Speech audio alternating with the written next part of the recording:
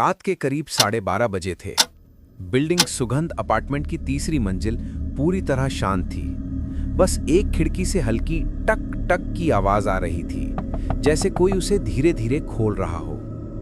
उस फ्लैट का नंबर था 302, वही फ्लैट जहां अभी अभी आयुष रहने आया था। कुछ ही दिन हुए थे, पर उसे समझ नहीं आ रहा था कि खिड़की हर रात खुद ब खुद क्यों खुल जाती है। उसने कई बार उसे अंदर से बंद किया, कील तक ठोक दी, पर हर सुबह खिड़की खुली मिलती। ठंडी हवा और हल्की मिट्टी की गंध कमरे में फैली रहती। पहली रात उसने सोचा शायद ढीली होगी, दूसरी रात उसने पर्दे खींच दिए, पर तीसरी रात जब वो उठा तो खिड़की पूरी खुली थी और बालकनी पर गीले पैरों के निशान थे, जैसे कोई वहां खड़ा होकर अंदर झांकता रहा हो।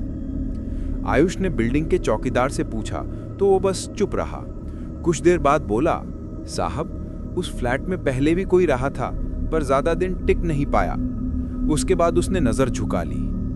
उस रात आयुष ने तय किया कि अब वो खुद देखेगा कि खिड़की खोलता कौन है।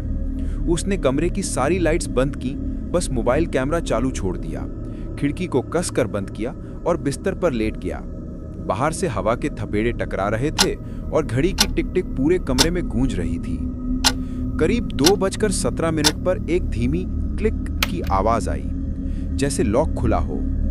आयुष की आंखें खुली और उसने देखा पर्दा अपने आप हिल रहा था।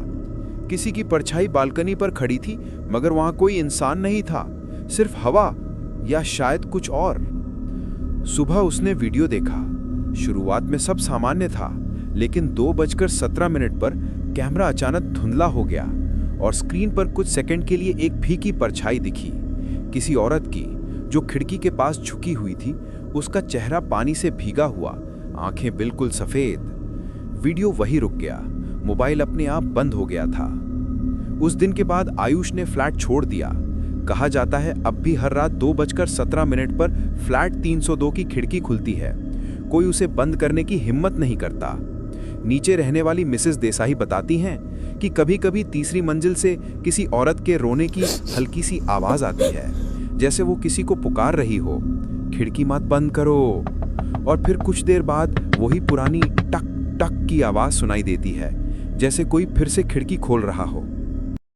रात लंबी है और कहानी अभी खत्म नहीं हुई। जो तुमने सुना वो सिर्फ शुरुआत थी। अगर हिम्मत है तो फिर मिलेंगे अगले एपिसोड में।